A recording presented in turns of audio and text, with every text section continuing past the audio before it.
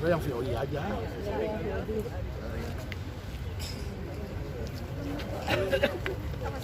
Iya, pegang bang. Soalnya lemes ya.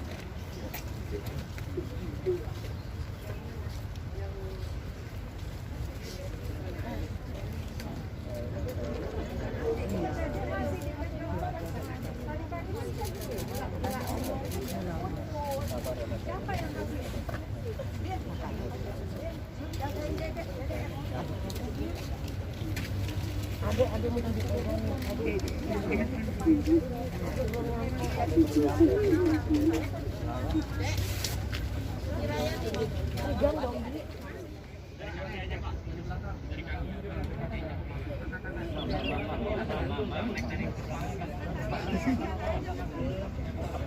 Dek.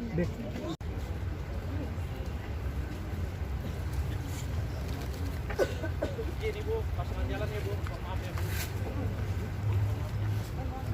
Ya, pelan Anda muter ke kanan. Oke. Nanti turun ke tengah badan ya Pak ya. Ya terus tengah, 1, 2. Ntar maju dulu, biar kaki dulu yang Pak. Turun deh. Tolong ya, tolong. Maju begitu aja dulu. Ini pala sini ya. Oh, buntut ke sana buntut ya. Iya. Putar ya. Putar terus aja dulu. Tolong kasih jalan tuh. Yang sebelah sini nih. Yang tengah, yang parah ini. Putar sambil putar. Terus. Bang makan ya. Bang jongkok bang. Arah sana kan? Iya. Benar. 3 orang Pak. Siapa aja? Baik tadi. Di sini Mas Adi. Kuat Kak.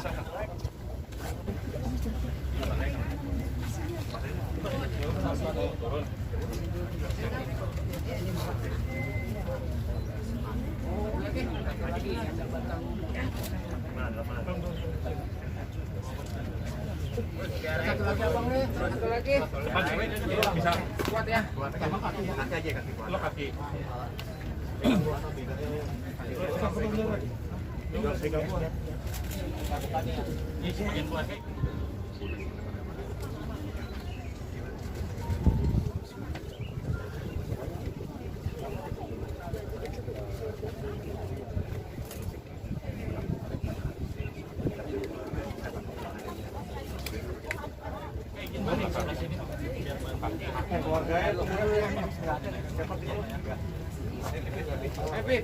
Jam cincin dicabut ya. Ya buka aja. Ketinggalan. Apa yang ada tipin aja dulu, Bang. 1, 2.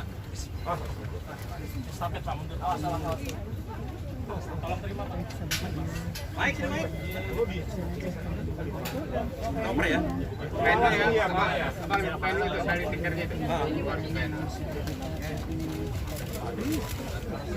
Kirinya di atas Pak ya. Harus pojok kiri di atas. Ya.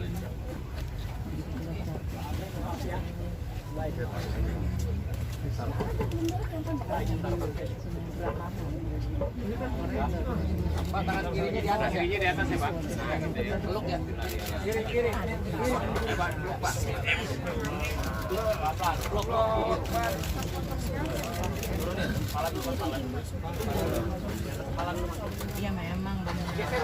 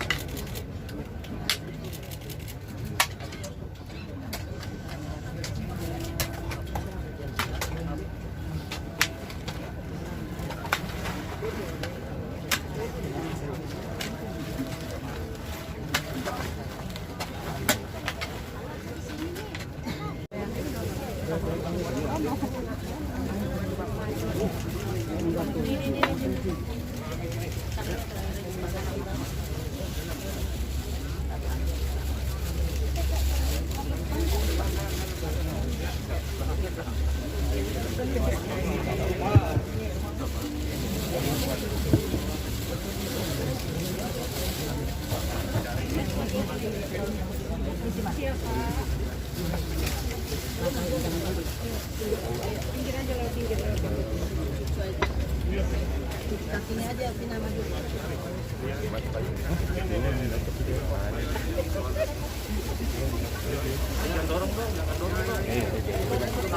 Cek.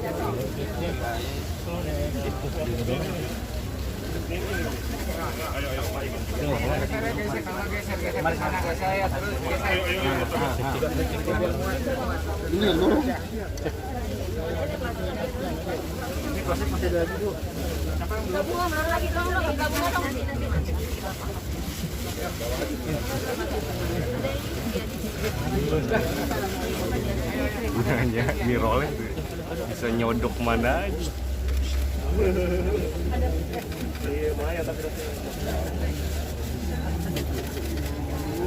Cek bener cek ini belum gerak. Belum gerak ini.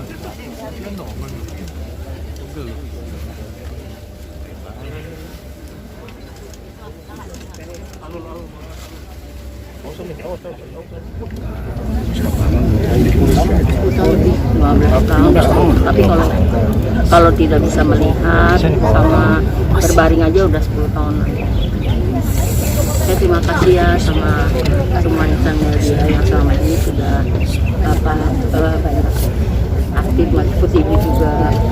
Terima kasih udah ada di sini. Jadi kami keluarga besar mohon maaf kalau ada kekurangan ya, kesalahan penerimaan atau lain sebagainya. Maaf. Ibu, mungkin kan ini kan satu liang sama ibunya Mawo ya, mungkin permintaan langsung atau seperti apa Bu? Iya, jadi sebenarnya kita pernah ngobrol-ngobrol waktu ibu masih biasa-biasa aja kan. Aku suka tanya, ibu kalau makamnya ibu mau di mana ya? Maksudnya kan dari rumah deket ke Tanah Kusir atau kemana? Kata ibu, aku maunya di itu di Karet dekat Mawo. Terus ada makam saudara di sini satu laki-laki, di mana? Aku kasih saran ibu kalau mau tambah aja, kan udah lama. Terus ibu oh iya gitu. Jadi waktu pas ibu nggak ada, saudara-saudara tanya oh gimana sudah langsung tahu. Jadi kita nggak kemana-mana nyari-nyari atau mau kalau nggak sudah langsung aja karena memang udah pesan seperti itu. Terus masalah wasiat yang lainnya penyelenggaraan pemakamannya nggak Sampaikan aja. maksudnya seperti itu karena dengan pemahaman agama yang masing-masing nanti juga kita tidak akan mengadakan tahlilan di rumah, kita tidak mengadakan tahlilan karena wasiat ya. Mbak Ade sebagai anak yang selalu mendampingi sampai akhir hayat, ada kenang-kenangan apa sih Mbak di sosok emaknya? Kesenangan udah banyak banget, pokoknya bisa ya ada sosok yang terbaik, jadi baik pasti semua orang bilang ibunya adalah yang terbaik. Saya juga bilang begitu, tapi memang benar begitu. Ibu yang lembut, yang kuat tapi lembut gitu, kuat hati tapi lembut, terus baik banget. Terus banyak deh ajaran-ajarannya yang kita tuh harus gimana. Jadi itu yang nggak bisa lupa lah. Tapi paling nggak ya kita udah tahu, kita juga nggak akan melupakan ibu. Kita tahu juga harus berbuat apa untuk kebaikan ibu.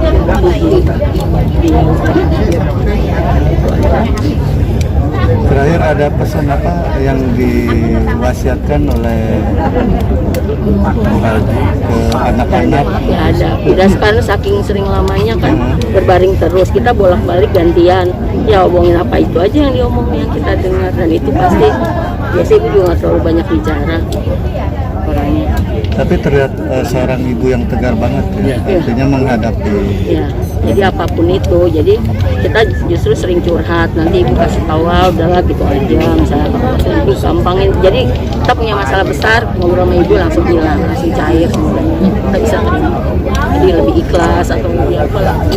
Ibu karena orang yang ikhlas, jadi mendidik kita untuk ikhlas. Bu, mohon maaf Bu, lagi wawancara nih Bu. Ibu pernah ngerasa ngeluh ya Bu dengan sakit? Iya itu. baik banget. Ikhlas pokoknya ibu benar-benar sosok yang ikhlas apapun itu gitu. Jadi hidupnya jadi tenang, santai gitu. Ibu terakhir masih ikut mini seri Sidul ya Bu ya? Iya. Seperti apa mungkin Bu? Ya waktu syuting ya kan saya tanya nih, ibu capek nih bu syuting, karena kalau berangkat syuting itu udah pasti naik ambulan, karena kalau keluar dari kamar harus dipakai tandu. Nah jadi pergi ke situ syuting itu kan saya dibantu sama saudara-saudara saya yang lain, saya baru menyusul. Saya tanya gimana bu? Dia senang-senang aja, sampai di rumah juga gitu, senang ketemu teman semua gitu, semangat ya. Jadi beda karena saya juga pernah lihat almarhum nenek saya dulu kalau di rumah sakit begitu dapat undangan manggung di Ancol itu matanya berbinar-binar. Saya bisa lihat loh matanya itu, mata ibu juga kayak gitu. Nanti di panggung bisa berjengkelkan jurus teko kayak gitu karena di rumah sakit. Jadi ya begitu, mungkin seniman yang bisa merasakan hal seperti itu. Seniman sejati. Tapi beberapa hari terakhir sempat drop nggak Bu? Beberapa justru gini, 1 hari terakhir aja, enggak sebenarnya udah dari pertengahan November, 20 November pernah saya panggil. Saya kan selalu nggak mungkin bawa ibu ke rumah sakit, ibu nggak mau dibawa ke rumah sakit. Jadi kita panggil dokter dan infus di rumah. Itu sekali tanggal 21. Terus biasa-biasa aja lagi, memang cuma agak muntah, jadi trauma kalau muntah kan sakit, jadi kalau dikasih makan agak takut muntah, jadi menurun gitu. Cuma kita udah berusaha kasih pengganti makan seperti susu yang bisa menggantikan makan gitu. Karena udah juga nggak bisa yang dingin nggak mau, jadi harus hangat gitu.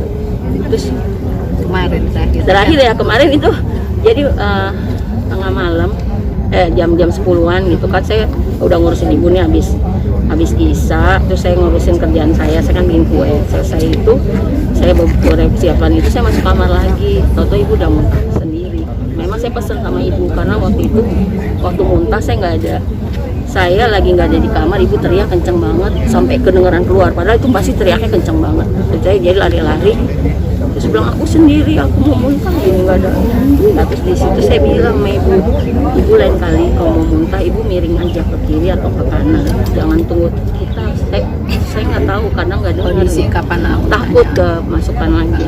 Ya, kemarin kondisi ternyata begitu, pas saya masuk ini bawa apa gitu, tahu-tahu ibu udah muntah. Nah dari situ muntah terus, muntah lagi sampai menjelang subuh. Saya teleponin saudara-saudara saya, ini kayaknya saya punya feeling yang saya punya rasa yang ibu ini kayak nggak biasa. Jadi kamu pada datang deh, saya bilang pada datang deh. Ya subuh kakak saya, adik saya udah di rumah, kita gantikan nungguin sambil ngobrol-ngobrol, masih muntah terus. Sampai 13 kali itu dokter datang ke rumah tuh udah 13 kali diinfus langsung 500 ml itu cairan, dikasih obat anti mual, anti muntah. Itu biasanya kan itu udah yang kelima kali langsung oke, baik-baik aja ibu. Ini enggak, saya kasih obatnya muntah lagi, dikasih apa makan muntah lagi, sempat tidur sebentar sampai 17 kali, mungkin 18 kali gitu muntah terus. Terus akhirnya saya bingung, ini nggak bisa kayak diemin kayak gitu, udah kayak gitu takut dehidrasi. Saya cari lagi, saya cari suster yang deket rumah yang bisa infus untuk kasih cairan aja, saya takut dehidrasi. Ya udah lagi, jadi dalam proses diinfus udah habis 1 botol itu, yang bahkan suster itu ke rumah nanti saya balik lagi sekitar 6 jam, nanti 12:30 malam. Jadi saya tuh waktu saya kan saya belum tidur, saya mau gantian dia gitu jaga ibu, jadi saya butuh nggak lama saudara-saudara saya datang, saya tidur karena saya lihat ibu masih ngobrol. Kalau saya lihat ibu nggak kayak gitu, saya nggak akan saya tinggal tidur gitu. Ibu kalau memang kelihatan ibu mau berpulang gitu, artinya nggak ada firasat ya? Nggak firasat sebenarnya ada, tapi maksudnya bukan kalah mengantuk, sebenarnya nggak bisa tidur. Pada bilang gini, gantian aja nanti supaya kalau gantian kan adik saya juga belum tidur, nanti dia tidur saya yang tungguin. Saya sih bisikin, aduh mudah-mudahan ibu meninggal hari Jumat. Jadi saya masih nggak tahan, taunya ibunya udah nggak tahan. Tadi kita berharap ini hari Jumat, jadi tidur lah sebentar 2 jam gitu. 1,5 jam saya dibangunin. Lama ibu udah. Tapi sih kok sosok maknya itu kan sudah hadir di hidup kita hampir 30 tahun. Dan selalu almarhumah itu kalau berada dengan kita, dia selalu tuh ya sosok ibunya lah yang kita selalu kangenin gitu loh. Punya waktu pas syuting punya kenangan apa yang nggak bisa dilupain? Kalau kenangan sih banyak ya. Semua adegan yang kita syuting sama beliau tuh punya kenangan yang luar biasa. Padahal baru 2,5 bulan yang lalu kita baru selesai syuting dengan almarhumah untuk film Sidul The Series yang akan tayang pada tanggal 27 ini. Beberapa bulan lalu ada pesan dari maknya ke Bang Han sendiri atau Nggak ada, sama aja. Jadi terakhir kita syuting di tahun 2018-19 Sidul The Movie, sampai kita melewati pandemik dan ketemu almarhumah lagi di tahun 2022, sama aja. Jadi dia tidak drop, tidak apa, sama aja. Kondisinya fit, memorinya bagus, semangatnya ada gitu. ada pesan-pesan mungkin dari maknya ke Bang Han apa gitu Bang? Nasihat atau apa gitu? Ya nasihat selalu jadi orang yang baik aja. Sosok maknya pas di lokasi syuting Sidul, sosok yang seperti apa Bang? Menurut Bang apa di lokasi? Kalau sosok kan terakhir ini yang kita mulai ketemu lagi dari 2018 itu memang yang dibicarakan hanya adalah adegan-adegan yang kita itu. Soalnya kan memang dengan kondisi sakitnya, buta, lumpuh, ya kan.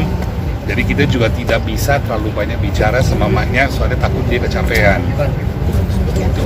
Nah, komunikasi terakhir sama Manya kapan Bang? 2,5 bulan lalu waktu syuting The Series.